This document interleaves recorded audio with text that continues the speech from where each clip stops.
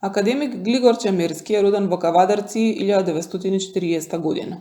Се школува во Скопје, Белград и во Париз. Завршил Академија за ликовна уметност и постдипломски студии во Белград. Во 1970 година добива стипендија од француската влада, што му овозможува повеќегодишен престој во Париз. Делото Покрај река припаѓа на новата фигурација во која апстрактното се испреплетува со експресионистичкиот ликовен израз. Датирано е 1965 година. Работено е во техника масло на платно.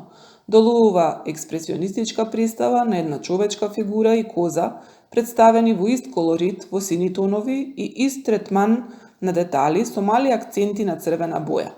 Во горниот појас преовладува зелената боја, која монохроматски го обликува пејзажот. Долната зона е монохроматска светло-сива површина, на која како со цртеж се дефинира централниот мотив.